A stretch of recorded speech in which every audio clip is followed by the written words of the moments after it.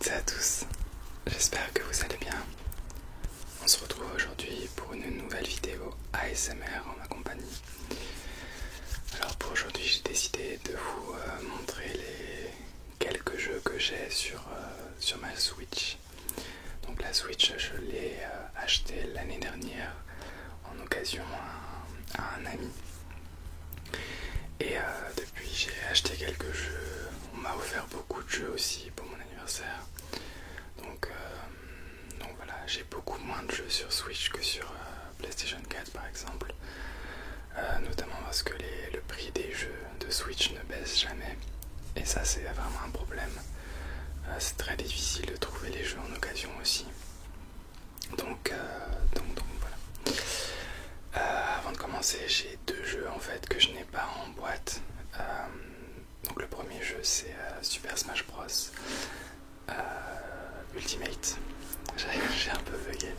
Super Smash Bros Ultimate, je pense que c'est le jeu auquel j'ai le plus joué avec le deuxième jeu qui est aussi en dématérialisé que j'ai acheté, c'est Animal Crossing New Horizons.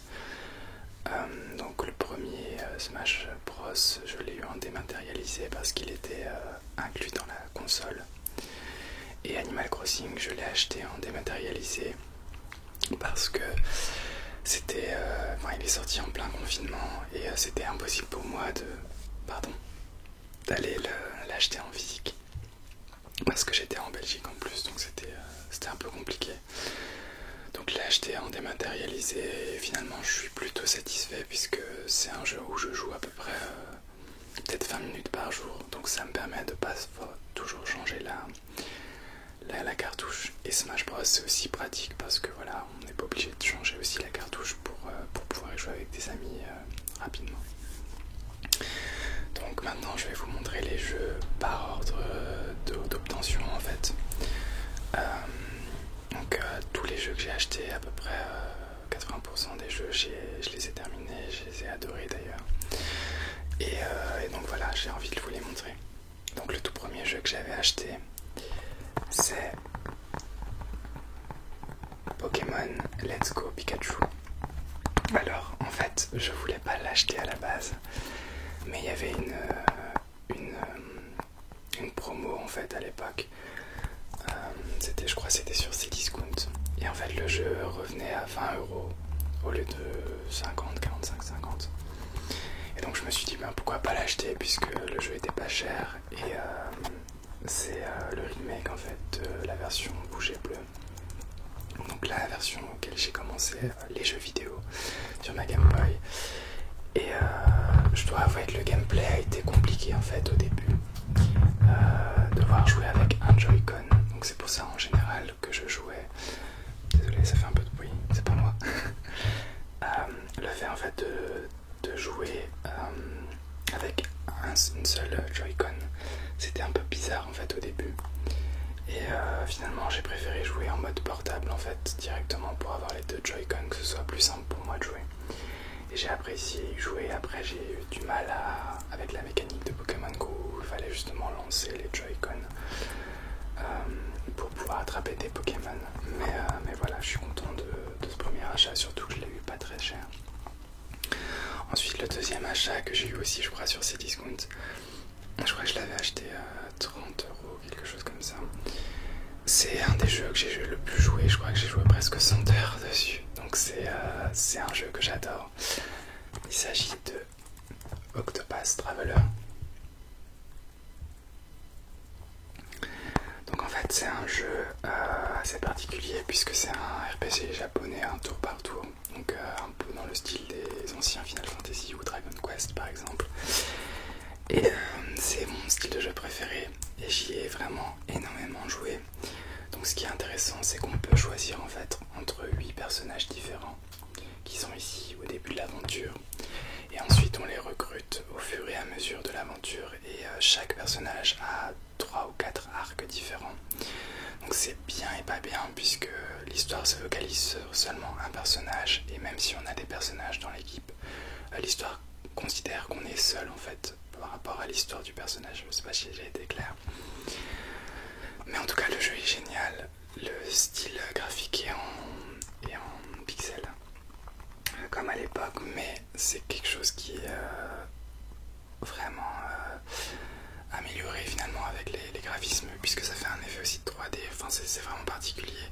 Je vous le conseille vraiment, vraiment, si vous aimez bien les RPG japonais.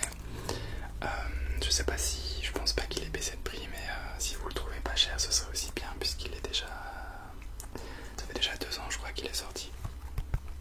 Donc voilà pour Octopath Traveler, un jeu que j'adore énormément. Ensuite, quelques temps plus tard, j'ai eu donc 2 jeux en cadeau. Le premier, c'est un classique, c'est comment dire, j'arrive plus à parler. C'est le jeu qui a été le plus vendu sur la Switch et c'est un ancien jeu Wii U. Donc il s'agit de Mario Kart Deluxe. Alors, ce jeu, c'est du classique, c'est du Mario Kart. Si vous aimez bien les jeux Mario Kart de l'époque, c'est à peu près la même chose. C'est juste que tout a été amélioré et les graphismes sont en HD. Je pense que tous ceux qui ont une Switch en général possèdent au moins Mario Kart Deluxe. Et j'y ai énormément joué, j'ai fini toutes les courses avec 3 étoiles aussi, j'ai pris beaucoup de plaisir. Et de temps en temps, j'aime bien aussi y jouer en ligne ou avec des amis. Je suis un petit peu moins fan de l'ajout qu'ils ont ajouté, donc des genres de batailles en fait. Mais en tout cas, c'est une valeur sûre si vous avez une Switch. Mario Kart 8 Deluxe. Ensuite, une deuxième valeur, comment dire, je sais plus parler. Un deuxième jeu qu'il faut absolument que vous ayez sur la Switch, et je pense que c'est grâce à ce jeu-là que la Switch s'est très bien vendue. Il s'agit de Zelda Breath of the Wild. Donc c'est un jeu qui est... comment je pourrais dire ça? Bon, déjà, c'est Zelda, donc je pense que tous ceux qui apprécient les jeux d'aventure peuvent s'y retrouver aussi. C'est un jeu en monde ouvert. Ça a un petit peu amélioré la formule de base. Et en fait, j'ai du mal en général à jouer à des jeux en monde ouvert en fait. Et je sais pas pourquoi, mais ce jeu m'a énormément plu. Il y a tellement de choses à découvrir. Il y a tellement un sentiment de liberté. On peut escalader partout, on peut voler partout, planer partout. Il y a des choses à découvrir, mais dans toute la carte. Et l'histoire est en retrait finalement. Mais c'est pas plus mal puisque ça permet vraiment d'explorer le plus possible. Je l'ai terminé aussi comme tous les jeux précédents. Mais j'espère pouvoir m'acheter les DLC quand ils baisseront un peu de prix pour pouvoir le redécouvrir avant la sortie du deuxième. Donc c'est une valeur sûre, Zelda Breath of the Wild. Je pense que beaucoup de personnes aussi qui possèdent la Switch possèdent ce jeu-là. Ensuite, donc comme je disais, j'étais fan des RPG japonais. Et donc j'avais entendu parler d'une licence qui date depuis vraiment très très longtemps. Enfin très très longtemps, non pas du tout. Depuis 10 ans, donc qui est sorti sur la Wii. Donc le premier épisode en fait a été remis au goût du jour. Et c'est un RPG japonais, on m'a dit que c'était le meilleur jeu de la Wii. Et donc du coup je me suis dit que j'allais justement l'acheter pour le découvrir. Donc voilà, je l'ai acheté, il s'agit de Xenoblade Chronicle, donc Remaster Edition, donc Definitive Edition. Donc si vous ne connaissez pas la série des Xenoblade, il y a eu le premier épisode, donc celui-ci est sorti en fait sur la Wii. Et ensuite il y a eu un épisode sur Wii U, un épisode sur Switch si je me trompe pas. Et il y a eu aussi le remake de celui-ci sur la 3DS. Et j'y ai joué à peu près 20 heures, j'ai débloqué je crois 4 ou 5 personnages. Et je dois avouer que j'ai vraiment du mal en fait à me faire à ce jeu parce que j'ai l'impression qu'il est trop dense. Il y a trop de choses à faire. Il y a énormément de quêtes en fait. Moi j'adore compléter les quêtes annexes. Et là il y en a tellement que je me sens submergé par autant de quêtes. Et en plus il y a des quêtes selon le temps de la journée, l'heure de la journée, de la nuit. Et donc du coup il faut changer le temps en fait de son jeu pour pouvoir trouver des nouveaux PNJ. Enfin c'est vraiment très compliqué. J'ai aussi un peu de mal avec le système de combat parce que en fait tout est automatisé un peu comme Final Fantasy XII pour les personnes qui connaissent.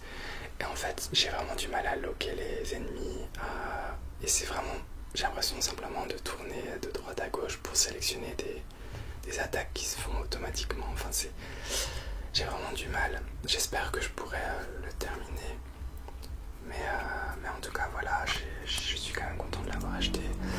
Et je sais que je vais le terminer. C'est juste qu'il faut que je trouve la patience et que je retrouve un peu l'envie, parce que ça m'a pas forcément beaucoup séduit, malheureusement. Et c'est assez rare parce que j'aime beaucoup les JRPG, donc je m'y retrouve toujours en fait. Donc voilà, j'espère que je le terminerai un jour en tout cas. Mais voilà, pardon, j'ai un peu des remontées de... je viens de manger. Donc ensuite on m'a offert pour mon anniversaire un jeu que j'ai beaucoup apprécié sur 3DS, donc le deuxième épisode. Il s'agit de Luigi's Mansion 3. Donc j'avais joué à Luigi Mansion 2 sur 3DS que j'avais beaucoup aimé. Et Luigi Mansion 3 en fait améliore en fait les fonctionnalités du 2. Les graphismes sont vraiment géniaux. Et donc voilà, j'ai vraiment apprécié en fait découvrir le jeu. Je suis encore en train d'y jouer. J'ai dû y jouer peut-être 5 heures, quelque chose comme ça. Et donc voilà, pour Luigi Mansion 3. Ensuite, le jeu que j'ai, je pense, le plus apprécié sur 3DS, sur Switch, pardon, après peut-être Animal Crossing, même si je suis assez déçu, et Smash Bros. Il s'agit de... Et c'est aussi une valeur sur la Switch, bien sûr, c'est Mario Odyssey. Alors Mario Odyssey, je l'ai reçu aussi pour mon anniversaire, et j'ai tellement pris de plaisir à jouer à ce jeu que je l'ai terminé à 100%. J'ai eu les 999 lunes, tous les costumes et tout ça, j'ai tellement apprécié jouer, vous pouvez pas savoir. Les environnements en fait sont vraiment complètement différents, la maniabilité est vraiment géniale, c'est appréciable en fait de pouvoir jouer en fait. Même si j'ai le Joy-Con Drift sur la caméra, ce qui est vraiment embêtant. Et j'ai tellement apprécié jouer à ce jeu-là que je vous le recommande énormément si vous aimez bien les Mario, surtout que c'est un Mario en 3D. Et enfin, le dernier jeu que j'ai acheté, que j'ai pas encore vraiment commencé, je l'ai acheté en fait sur le bon coin à 20-25€, quelque chose comme ça. Il s'agit de Super Mario Bros. U, donc c'est Deluxe, c'était aussi une version, le premier épisode est sorti sur Wii U. Et ça c'est seulement en fait une réédition avec quelques petits ajouts. C'est classique, c'est du Mario, donc je pense qu'il n'y a pas forcément grand chose à dire d'autre. Si vous aimez faire un peu de mal avec les Mario en 3D, pourquoi pas commencer par celui-là puisqu'il est assez classique. Mais voilà, j'ai pas forcément grand chose à dire pour l'instant pour ce jeu. Et donc voilà, c'était les quelques jeux que j'ai sur Switch. J'en ai pas énormément. Il y a encore quelques jeux que j'ai vraiment envie d'acheter, notamment Bayonetta 2, que j'arrive pas à trouver en neuf et pas cher. Parce que justement, si on achète Bayonetta 2 en occasion, on n'aura pas le premier épisode puisqu'il est sous forme de code. Donc j'espère le trouver un jour en solde ou quelque chose comme ça. J'attends aussi énormément des nouvelles mises à jour pour Animal Crossing, parce que je suis vraiment assez déçu en fait du jeu. Il est assez vide pour l'instant. Et j'attends aussi les prochains personnages de Super Smash Bros. Ultimate, que j'aime énormément aussi. Mais en tout cas, j'aime beaucoup la Switch. Je suis un petit peu déçu des bugs qu'il peut y avoir, notamment avec les Joy-Con, la batterie qui est assez faible.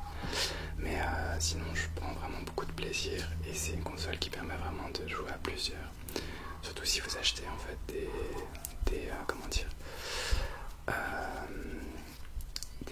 des adaptateurs pour les manettes en fait, pour brancher des manettes par exemple GameCube pour jouer à Smash, c'est intéressant. Mais voilà, en tout cas j'espère que la vidéo vous a plu.